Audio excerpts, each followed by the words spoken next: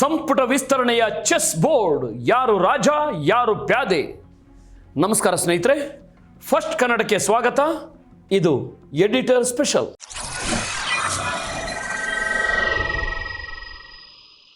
ಕರ್ನಾಟಕದ ರಾಜಕೀಯ ಅಂದರೆ ಅದು ಯಾವತ್ತಿಗೂ ಒಂದು ಹೈ ವೋಲ್ಟೇಜ್ ವೆಬ್ ಸೀರೀಸ್ ಇದ್ದ ಹಾಗೆ.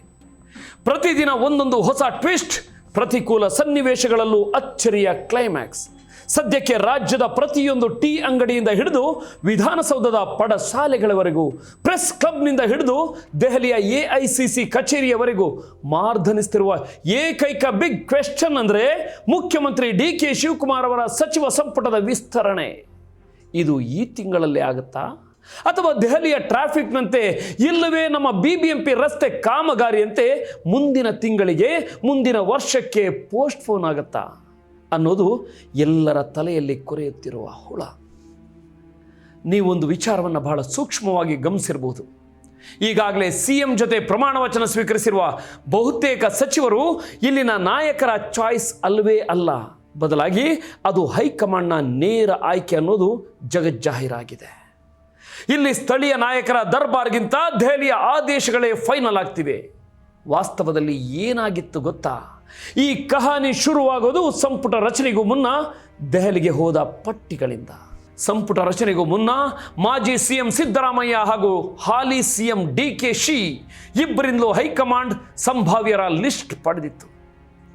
ಸಿದ್ದರಾಮಯ್ಯನವರು ತಮ್ಮ ಆಪ್ತರ, ತಮ್ಮ ನಿಷ್ಠಾವಂತರ ಬರೋಬ್ಬರಿ 15 ಜನರ ಪಟ್ಟಿ ಕೊಟ್ಟರೆ, DK ಶಿವಕುಮಾರ್ 10 ಜನರ ಹೆಸರು ನೀಡಿದರು. ಅಲ್ಲಿಗೆ ಟೋಟಲ್ 25 ಜನರ ಹೆಸರು ದೆಹಲಿ ತಲುಪಿತ್ತು. ಆದರೆ ಹೈಕಮಾಂಡ್ ಮಾಡಿದ ಪೊಲಿಟಿಕಲ್ ಸರ್ಜರಿ ನೋಡಿ. ಮೊದಲ ಲಿಸ್ಟ್ನಲ್ಲಿ DK ಅವರ ಆಪ್ತರಿಗೆ ನಿರೀಕ್ಷಿತ ಮನ್ನಣೆ ಸಿಗಲೇ ಇಲ್ಲ. ಟ್ರಬಲ್ ಶೂಟರ್ ಅಂತ ಕರೆಸಿಕೊಳ್ಳೋ DK ಇದು ಮೊದಲ ದೊಡ್ಡ ಶಾಕ್. ಇತ್ತ ಸಿದ್ದರಾಮಯ್ಯ ಅವರ ಪಟ್ಟಿಯಿಂದ ಎಷ್ಟು ಜನರಿಗೆ ಚಾನ್ಸ್ ಸಿಕ್ತು ಅಂತೀರಾ? ಕೇವಲ ಇಬ್ಬರಿಗೆ, ಬರೇ ಇಬ್ಬರಿಗೆ ಅಷ್ಟೇ. ಹೌದು, ಆ 15ರ ಪೈಕಿ ಕೇವಲ ಇಬ್ಬರಿಗೆ ಮಾತ್ರ ಡಾಕ್ಟರ್ ಯತೀಂದ್ರ ಸಿದ್ದರಾಮಯ್ಯ ಮತ್ತು ಭೈರತಿ ಸುರೇಶ್ ಅವರಿಗೆ ಸಚಿವ ಸ್ಥಾನ ಒಲಿದಿತ್ತು. ಇದು ಏನನ್ನು ಸೂಚಿಸುತ್ತೆ? ರಾಜ್ಯದಲ್ಲಿ ಯಾರೇ CM ಆಗಿರಲಿ, ಏನೇ ಡೆವಲಪ್ಮೆಂಟ್ಸ್ ಆಗಿರಲಿ, ರಿಮೋಟ್ ಕಂಟ್ರೋಲ್ ಮಾತ್ರ ಡೆಲ್ಲಿಯಲ್ಲೇ ಸೇಫ್ ಆಗಿದೆ ಅನ್ನೋದನ್ನು ಇದು ಸ್ಪಷ್ಟಪಡಿಸುತ್ತೆ. ಕಾಂಗ್ರೆಸ್ ಹೈಕಮಾಂಡ್ ಈ ಬಾರಿ ನಾವು ಹೇಳದಂತೆ ಕೇಳಬೇಕು ಅನ್ನೋ ಸ್ಟ್ರಾಂಗ್ ಮೆಸೇಜನ್ನು ರಾಜ್ಯ ನಾಯಕರಿಗೆ ಪಾಸ್ ಮಾಡಿದೆ. ಹಾಗಾದರೆ ಈಗ ಎಲ್ಲರೂ ಕಾಯ್ತಿರೋ 2ನೇ ಲಿಸ್ಟ್ನಲ್ಲಿ ಯಾರಿಗೆಲ್ಲ ಅದೃಷ್ಟ ಕುಲಾಯಿಸಲಿದೆ? This is the $1 million question. ಈಗ ರಾಜ್ಯದ ಅರ್ಧಕ್ಕೂ ಹೆಚ್ಚು ಶಾಸಕರು ದೆಹಲಿಯತ್ತ ಮುಖ ಮಾಡಿದ್ದಾರೆ.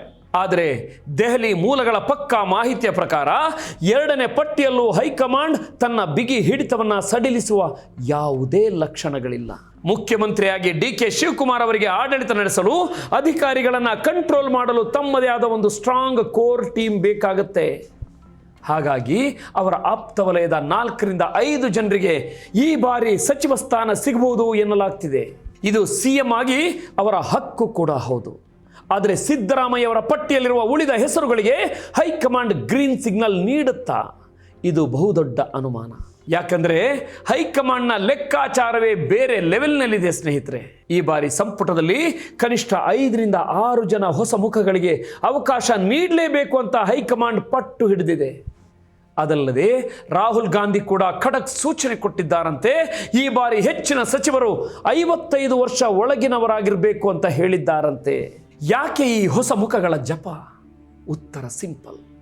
ಮುಂದಿನ ಚುನಾವಣೆಗಳನ್ನು ದೃಷ್ಟಿಯಲ್ಲಿಟ್ಕೊಂಡು ಆಂಟಿ ಇನ್ಕಂಬೆನ್ಸಿ ತಡೆಯಲು ಮತ್ತು ಯುವ ಮತದಾರರನ್ನು ಸೆಳೆಯಲಿಕ್ಕೆ ಹೊಸ ರಕ್ತದ ಅಗತ್ಯವಿದೆ ಅನ್ನೋದು ದೆಹಲಿ ನಾಯಕರ ವಾದ. ಬರೀ ಹಳಬರಿಗೆ ಮಣೆ ಹಾಕಿದರೆ ಪಕ್ಷದಲ್ಲಿ ಸೆಕೆಂಡ್ ಲೈನ್ ಲೀಡರ್ಶಿಪ್ ಬೆಳೆಯೋದೇ ಇಲ್ಲ ಅನ್ನೋದು ರಾಹುಲ್ ಗಾಂಧಿ ಅವರ ಸ್ಟ್ರಾಟಜಿ. ಈ ಹೊಸಬರು ಯಾರು ಅನ್ನೋ ಊಹಾಪೋಹಗಳು ಒಂದೆಡೆಯಾದರೆ, ನಮ್ಮ ಇವತ್ತಿನ ವಿಡಿಯೋದ ಮುಖ್ಯ ಫೋಕಸ್ ಇರೋದು ಮತ್ತೊಂದು ಗಂಭೀರ ಆದರೆ ಸೈಡ್ ಲೈನ್ ಆಗ್ತಿರೋ ವಿಚಾರದ ಮೇಲೆ. ಅದೇ ಸಂಪುಟದಲ್ಲಿ ಮಹಿಳೆಯರಿಗೆ ಎಷ್ಟು ಸ್ಥಾನ ಸಿಗಬಹುದು ಅನ್ನೋದು. ಈಗ ಮಹಿಳಾ ಕೋಟದ ಅಸಲಿ ಲೆಕ್ಕಾಚಾರಕ್ಕೆ ಬರೋಣ. ರಾಜ್ಯದ ಜನಸಂಖ್ಯೆಯಲ್ಲಿ 50%ರಷ್ಟಿರುವ ಮಹಿಳೆಯರಿಗೆ ವಿಧಾನಸೌಧದ 3ನೇ ಮಹಡಿಯಲ್ಲಿ ಎಷ್ಟು ಜಾಗ ಸಿಗುತ್ತೆ ಅನ್ನೋದು ನಿಜಕ್ಕೂ ಒಂದು ಟ್ರಾಜಿಡಿ. ಕಳೆದ ಬಾರಿ ಸಿದ್ದರಾಮಯ್ಯ ಅವರ ಸಂಪುಟದಲ್ಲಿ ಲಕ್ಷ್ಮೀ ಹೆಬ್ಬಾಳ್ಕರ್ ಏಕೈಕ ಮಹಿಳಾ ಸಚಿವರಾಗಿ ಮೆರೆದಿದ್ರು. ಇಡೀ ಕ್ಯಾಬಿನೆಟ್ನಲ್ಲಿ ಅವರೊಬ್ಬರೇ ಲೇಡಿ ಮಿನಿಸ್ಟರ್. ಅದಕ್ಕೆ ಡಿ ಕೆ ಶಿವಕುಮಾರ್ ಅವರ ಸಂಪೂರ್ಣ ಬೆಂಬಲ, ಆಶೀರ್ವಾದವೇ ಪ್ರಮುಖ ಕಾರಣವಾಗಿತ್ತು ಅನ್ನೋದು ಎಲ್ರಿಗೂ ಗೊತ್ತಿರುವ ಓಪನ್ ಸೀಕ್ರೆಟ್. ಹಾಗಾಗಿ ಈಗ ಡಿ ಕೆ ಶಿ ಅವರೇ ಖುದ್ದಾಗಿ CM ಆಗಿರುವಾಗ ಈ ಬಾರಿಯೂ ಲಕ್ಷ್ಮೀ ಹೆಬ್ಬಾಳ್ಕರ್ ಅವರೇ ಅನಾಯಾಸವಾಗಿ ಮಿನಿಸ್ಟರ್ ಆಗ್ತಾರೆ, ಅವರಿಗೆ ಮಂತ್ರಿಗಿರಿ ಕಟ್ಟಿಟ್ಟ ಬುತ್ತಿ ಅನ್ನೋದು ಮೇಲ್ನೋಟದ ಲೆಕ್ಕಾಚಾರ. ಆದರೆ ರಾಜಕೀಯದಲ್ಲಿ ಮೇಲ್ನೋಟಕ್ಕೆ ಕಾಣೋದು ಯಾವುದು ಸತ್ಯವಲ್ಲ ಸ್ನೇಹಿತರೆ. ದೆಹಲಿ ಮೂಲಗಳು ಮತ್ತು ರಾಜ್ಯದ ಹಿರಿಯ ರಾಜಕೀಯ ಪಂಡಿತರ ಪ್ರಕಾರ ಈ ಸಲ ಈ ಲೆಕ್ಕ ಅಷ್ಟು ಸುಲಭವಿಲ್ಲ. ಲಕ್ಷ್ಮೀ ಹೆಬ್ಬಾಳ್ಕರ್ ಅವರಿಗೆ ಈ ಬಾರಿ ಜಾತಿ ಮತ್ತು ಪ್ರಾದೇಶಿಕ ಸಮೀಕರಣಗಳು ದೊಡ್ಡ ಮಟ್ಟದ ಹಿನ್ನಡೆ ತರುವ ಎಲ್ಲ ಸಾಧ್ಯತೆಗಳು ದಟ್ಟವಾಗಿವೆ. ಯಾಕೆ ಗೊತ್ತಾ? ಬೆಳಗಾವಿ ರಾಜಕಾರಣದ ಡೈನಾಮಿಕ್ಸ್ ಈಗ ಸಂಪೂರ್ಣ ಬದಲಾಗಿದೆ. ಈ ಬಾರಿ ಲಕ್ಷ್ಮಣ್ ಸವದಿ ಅವರು ಸಚಿವ ಸ್ಥಾನದ ರೇಸ್ನಲ್ಲಿ ಅಕ್ಷರಶಃ ಮುಂಚೂಣಿಯಲ್ಲಿದ್ದಾರೆ.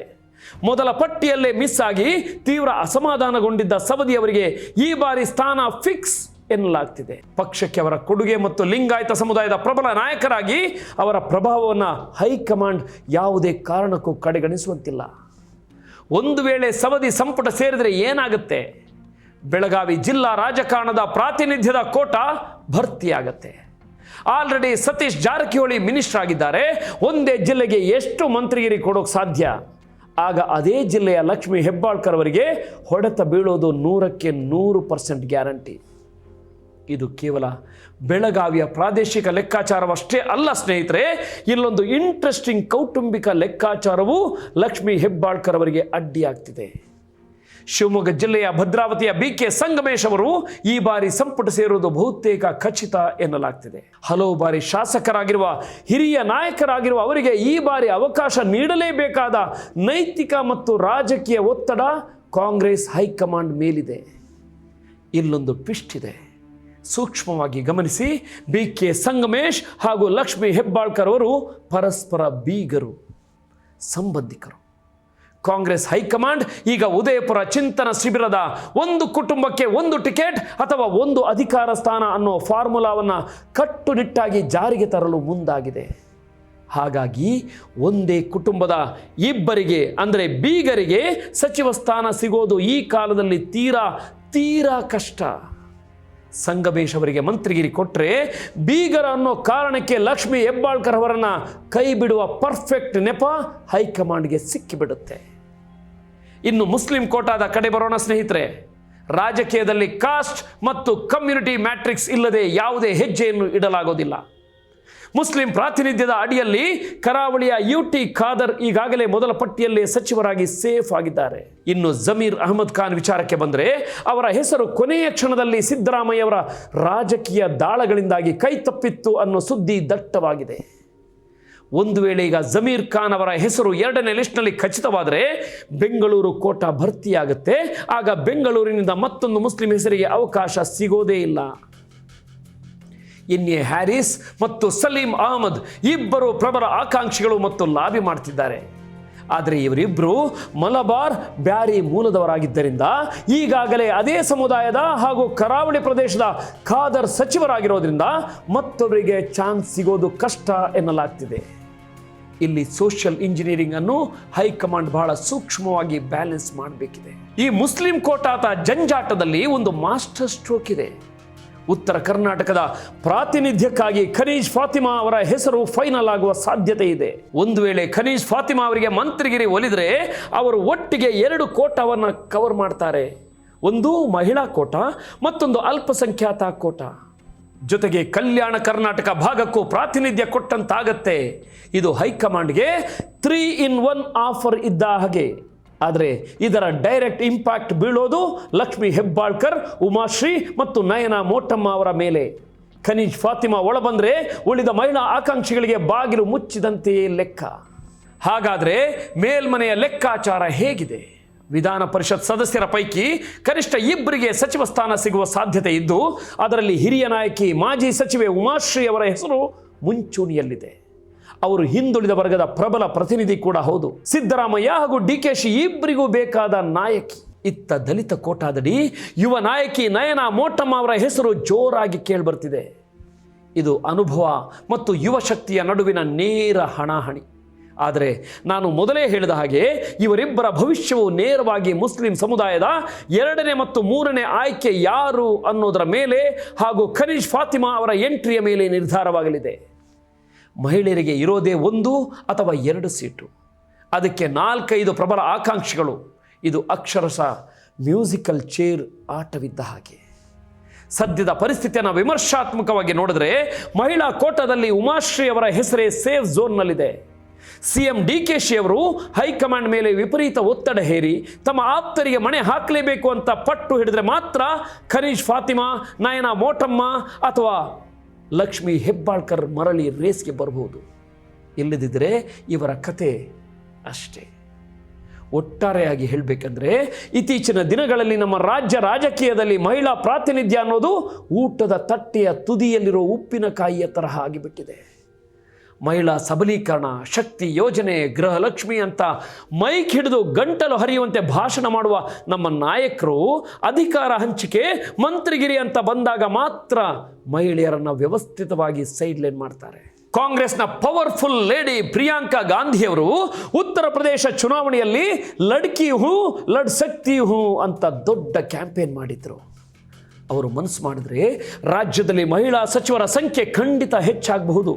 ಆದರೆ ದಶಕಗಳಿಂದ ಬೇರು ಬಿಟ್ಟಿರುವ ಪಿತೃಪ್ರಧಾನ ವ್ಯವಸ್ಥೆಯಿಂದಲೇ ರೂಪಿತವಾಗಿರುವ ಕರ್ನಾಟಕದ ಪುರುಷ ಶಾಸಕರ ಲಾಬಿ, ಜಾತಿ ರಾಜಕಾರಣ ಮತ್ತು ಪೈಪೋಟಿ ನೋಡಿದ್ರೆ ಮಹಿಳೆಯರಿಗೆ ಸುಲಭವಾಗಿ ಅವಕಾಶ ಸಿಗುವ ಸಾಧ್ಯತೆ ತೀರಾ ಕಡಿಮೆ ಸ್ನೇಹಿತರೆ.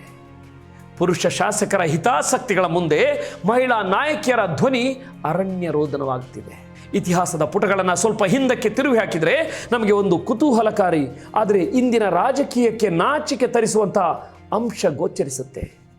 ಹಿಂದೆ DK ಶಿವಕುಮಾರ್ ಅವರ ರಾಜಕೀಯ ಗುರುಗಳಾದ SM ಕೃಷ್ಣ ಅವರು ಮುಖ್ಯಮಂತ್ರಿಯಾಗಿದ್ದಾಗ ಅವರ ಸಂಪುಟದಲ್ಲಿ ಬರೋಬ್ಬರಿ 5 ಜನ ಮಹಿಳಾ ಸಚಿವರಿದ್ದರು. ಯೋಚನೆ ಮಾಡಿ, 5 ಜನ ಲೇಡಿ ಮಿನಿಸ್ಟರ್ಸ್. ಅದು ನಿಜವಾದ ಮಹಿಳಾ ಸಬಲೀಕರಣ, ಅದು ನಿಜವಾದ ಮಹಿಳಾ ಪ್ರಾತಿನಿಧ್ಯ.